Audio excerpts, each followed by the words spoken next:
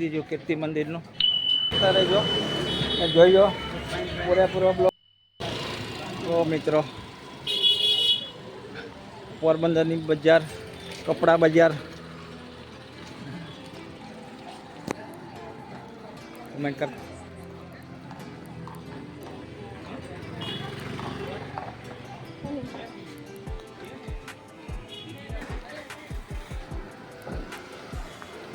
હવે આવશે માણેક ચોક, જે ગાંધીજીની જન્મભૂમિ છે એ માણેક ચોક બતાવું છું તમને.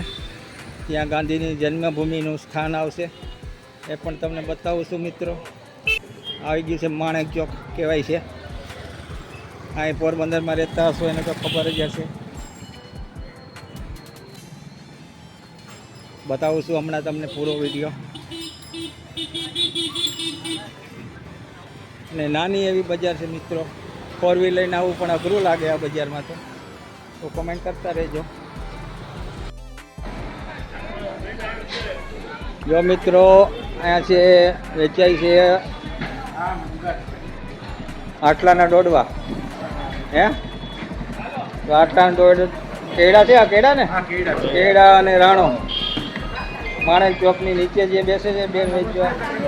તો કમેન્ટ કરતા રહેજો, જોઈજો પૂરેપૂરો બ્લોગ જોજો. અને આ છે રાણો અને આ છે ટીબોરવા.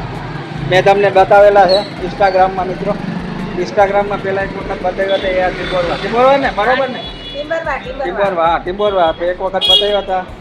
અને આ રાણો છે અને આ છે કરમદા. કાચા કરમદા છે ને, કરમદા.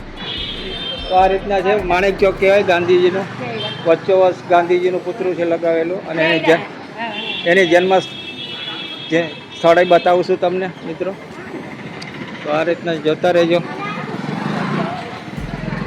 અને માણેક ચોક કહેવામાં આવે છે પોરબંદરમાં. અને હું તમને હવે ગાંધીજીને જન્મ સ્થળમાં લઈ જશું. આ બાજુ ફૂલઝાડ ને એવું બધું વેચાઈ રહે છે.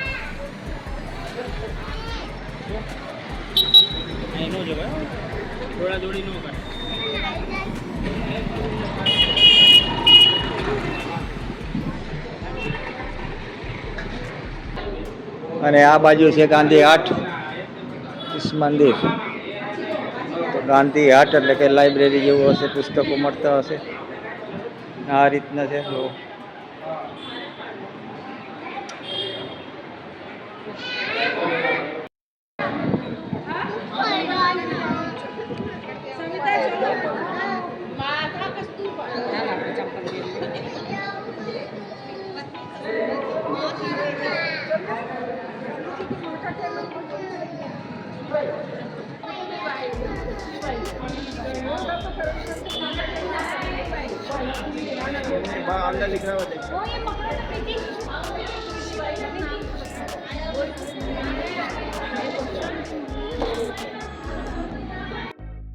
તો મિત્રો આને માણેક ચોક કહેવામાં આવે છે. ગેટ બતાવું એની અંદર. અને આ બાજુ માર્કેટ ભરાય છે, શાક માર્કેટ. અને આ માણેક ચોક. ને જોતા રહેજો, કોમેન્ટ કરતા રહેજો, હાલતા રહ્યો તમે. હું આવું જ છું.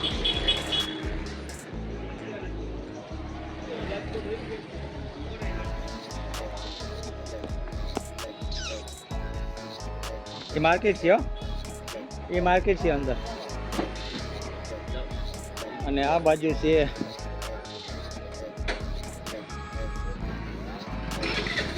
માર્કેટ મિત્રો. હા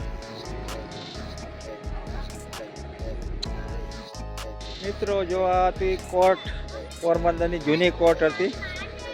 તો આ સીન બતાવું છું. અત્યારે તો પાર્કિંગમાં ઉપયોગ લેવાય છે. જિલ્લા તિજોરી કાર્યાલય જૂનવાણી છે, બહુ મસ્ત.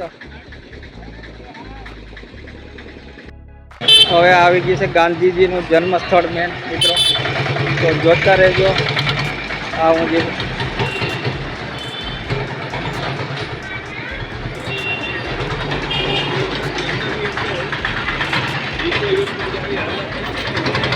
આ છે ગાંધીજીનું જન્મસ્થળ.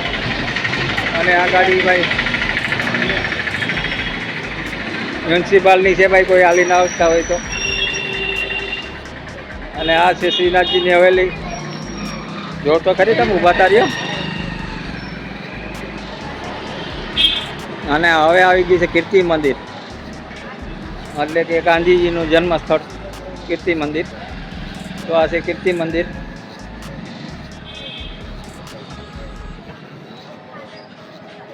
તો હાલો હું તમને અંદરનું પણ બતાવું છું મિત્રો. આ બહારનું તમને બતાવી દીધું કીર્તિ મંદિરનું. જાય જ બધા. તો હાલો હવે અંદરથી બતાવું છું મિત્રો. આ છે કીર્તિ મંદિર, અને કીર્તિ મંદિરથી કોઈને ચાલી ન શકતા હોય એના માટે પોરબંદરની કોર્પોરેશન એટલે કે કેટલી ગાડી ચાલુ કરી છે કોઈ જગ્યાએ આજુબાજુમાં જવા માટે. તો સેવા સારી છે કોર્પોરેશનની પણ. તો આ રીતના જો મિત્રો, આ રીતના સેવા પણ એની સારી છે ગાડીની. ફ્રી સેવા છે બિલકુલ. જો ફ્રી સેવા છે. અને આ છે કીર્તિ મંદિર, ગાંધીનું જન્મ સ્થળ. એ તો તમને બધું અંદરથી મેં બતાવેલું છે.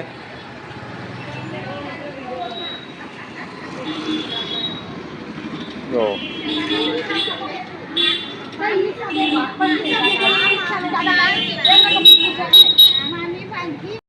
જન્મ જયંતિ કીર્તિ મંદિર કહેવામાં આવે છે પોરબંદરમાં. અને એનો જન્મ થયેલો છે એ આ જગ્યા છે. અને અહીંયા એનો અત્યારે કસ્તુરબા સત્યમ અહિંસા માટેનું લખેલું એને ફોટા એમ ના તમે હું દેખાડું છું તો એ આપેલું છે. અને આ બાજુ જન્મભૂમિ સ્થળ છે, જો તમને દેખાડું છું. મહાત્મા ગાંધીનું જન્મસ્થળ છે.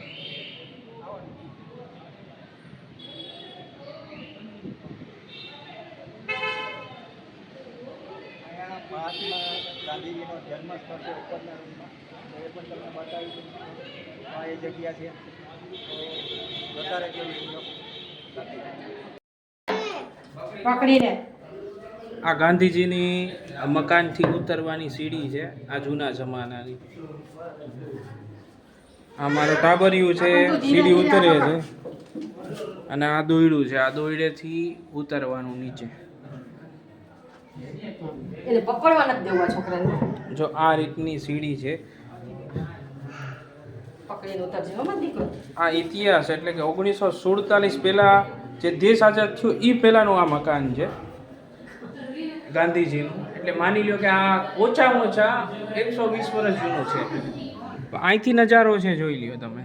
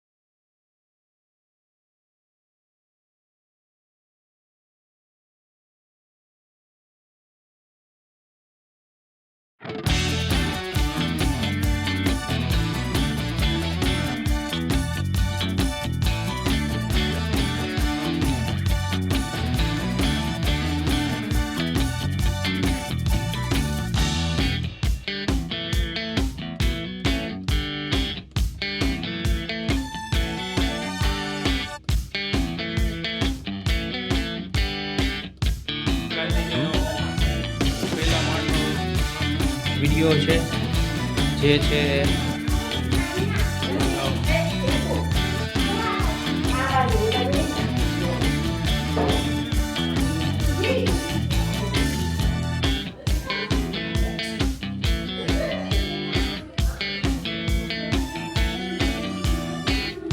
આ સીડી રૂમ છે.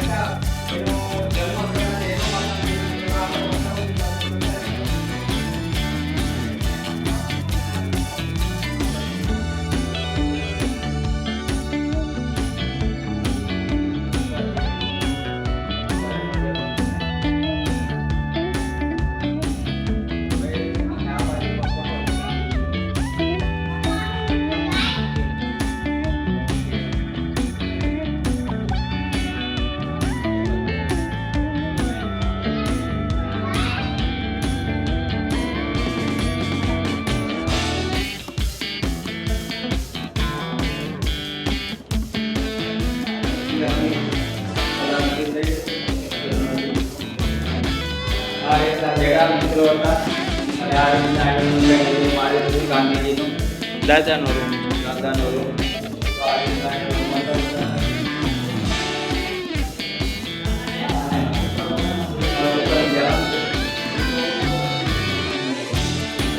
ઉપર તમે લઈ આવો ઉપર સુખી ઉતારીને આવતો રહેજો.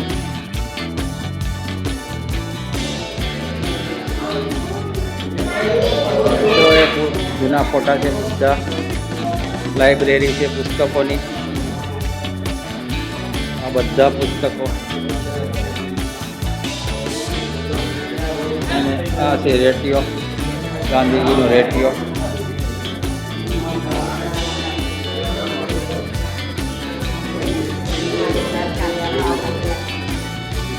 અને આ છે વાસણો ગાંધીજી ઉપયોગ કરતા ત્યારના.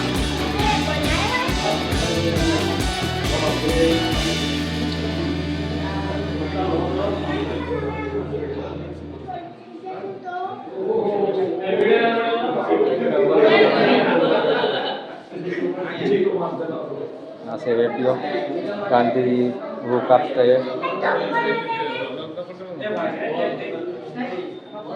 ટૂંકમાં લાઇબ્રેરી એવું છે, બધું જૂના ફોટાઓ, જૂની વસ્તુઓ એ રીતના મૂકવામાં આવેલું છે મિત્રો. આ ગાંધીજી છે, નાનપણથી માંડીને ટોટલી એનું ફોટા.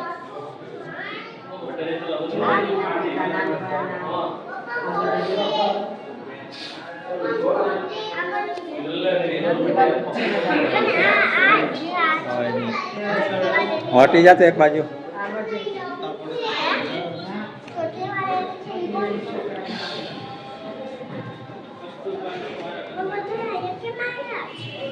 જોવા